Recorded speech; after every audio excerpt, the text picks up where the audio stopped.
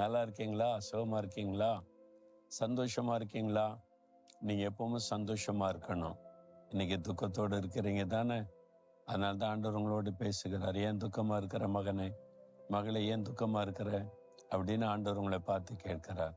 ஒன்றும் பயப்படாத, நான் தான் கூட இருக்கிறேன்ல அப்படின்னு ஆண்டவர் சொல்லுகிறார். ஆண்டவர் கூட இருந்தா நமக்கு பயமும் இல்லை, கலக்கமும் இல்லை. நம்ம எதை குறித்தும் அங்கலாய்க்க தேவையில்லை. வேதத்துல 23ஆம் சங்கீதம் என்பது ஒரு விசேஷமான சங்கீதம்.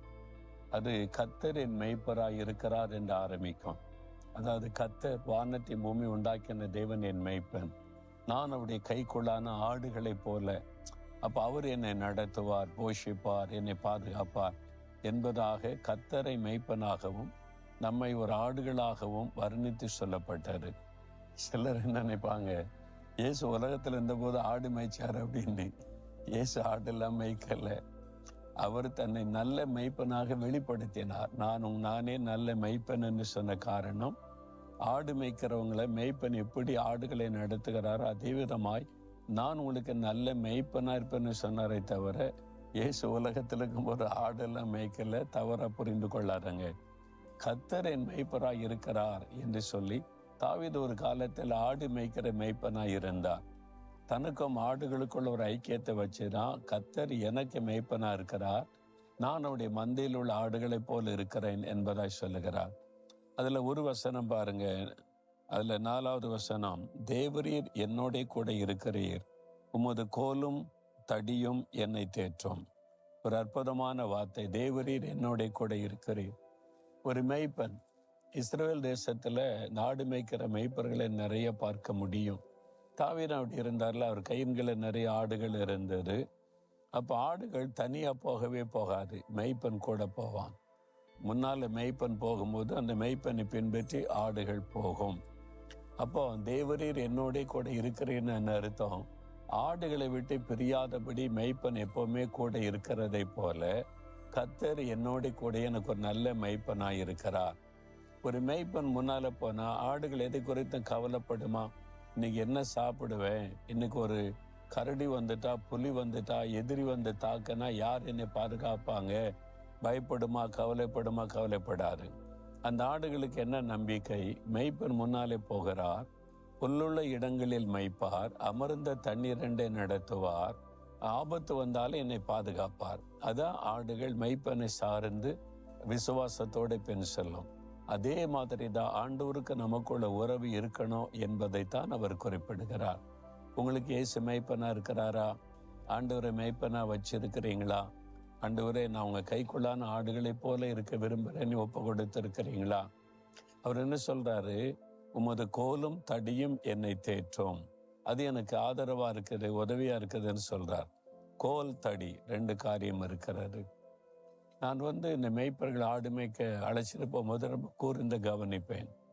நான் சில சமய வனாந்தரத்தில் ஜெபிக்க போயிருக்கும் போது அந்த மலைப்பகுதிகளில் ஆடுகளை மேய்த்து கொண்டிருக்கிற மேய்ப்பர்கள் ஆடுகளை நல்லா கவனித்திருக்கிறேன். அந்த மேய்ப்பன்கிட்ட 2 காரியம். ஒன்று, ஒரு பெரிய கோல், அது உயரமா இருக்கும், மேலே வளைஞ்சிருக்கும் ஒரு கோல் இருக்கும். இன்னொன்று ஒரு சின்ன தடி, அது 1 முழம் அல்ல கொஞ்சம் தூரம் தடி இருக்கும், அது இடுப்பில் தொங்கி கொண்டு இருக்கும். ஒன்று கோல், ஒன்று தடி. இந்த 2ம் எதுக்காக அப்படின்னு கேட்டா ஆடுகளுக்காகத்தான். ஒன்று, இந்த மேய்ப்பன் முன்னாலே போய் அந்த ஆடுகள் மேய்வதற்கு, உணவு கொடுப்பதற்கு இலை தழைகளை பறிச்சு போடுவான். அந்த கோலை வைத்து சில மரங்களை தாழ்த்து கொடுக்கும்போது இந்த ஆடுகள் போய் அந்த அப்படியே மேயும். அதன் பிறகு அடுத்த இடத்துக்கு போவான். இந்த கோல் ஆடுகளை மேய்ப்பதற்கு, ஆகாரம் கொடுப்பதற்கு பயன்படுத்துகிற ஒரு ஆயுதம். அதான் கோல். வளைந்திருக்கும், இலைத்தழைகளை பறித்து போட்டு அந்த ஆடுகள் மேய்ந்து சந்தோஷமாய் போகும். அது ஒன்று. தடி எதுக்கு அப்படின்னு கேட்டால் சின்னதா இருக்கும் தடி. அது 2 காரியத்துக்கு பயன்படும். ஒன்று, சில ஆடு ரொம்ப சேட்டை பண்ணும் தெரியுமா? உங்களை மாதிரி ஒழுங்கா ஜெபிக்கிற இல்லை, பைபிள் வாசிக்கிற இல்லை, ஆண்டோடைய சித்தத்தினுடைய செய்வதில்லை, தப்பி ஓடுறது. சில ஆடு மந்தையில் இருக்காம தப்பி ஓடும் தெரியுமா? அந்த தடியை வச்சு ஒரு அடி கொடுப்பான். மொத்தம் அடி விழுந்த உடனே அந்த ஆட்டுக்கு தெரியுது, அது மேய்ப்பனுக்கு விருப்பம் இல்லை, ஒழுங்கா நான் மந்தையோடு இருக்கணும் அப்படின்னு சொல்லி. அது மாதிரி நம்ம சிட்சிப்பதற்கு அந்த தடி, நம்ம தப்பு பண்ணும்போது அடி கொடுத்து சரிப்படுத்துவதற்கு அவசியம் தானே அது. அப்போ நம்முடைய பாதுகாப்புக்காக தானே. வழி விலகி போயிட்டா சிங்கத்தின் வாயில் அகப்பட்டு கொள்வோம், கரடியின் வாயில் அகப்பட்டு அழிஞ்சு போயிடுவோம்ல. இந்த உலகத்தில் இருக்கிற பிசாசு சுற்றி வருகிறான்ல, அவன் வாயில் அகப்பட்டு நம்முடைய வாழ்க்கை முடிஞ்சு போயிடும். அதனால தடியினால சரிப்படுத்துவது. ரெண்டாவது முக்கியமான காரியம் என்ன தெரியுமா? அந்த தடி பாதுகாப்பின் தடி. ஒரு கரடி வந்தாலும் சிங்கம் வந்தாலும் அந்த தடியை வைத்து அடித்து அவன் விரட்டி ஆடுகளை பாதுகாப்பான்.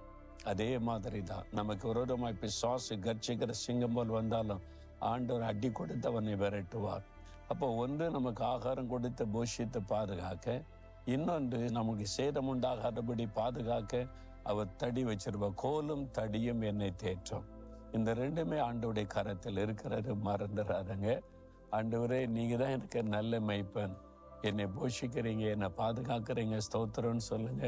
சந்தோஷமா இருக்கலாம். இந்த நாள்ல கூட அவர்களுடைய எல்லா தேவையை சந்திப்பார். தினந்தோறும் அந்த ஆடுகள் எதை குறித்து கவலைப்படுமா?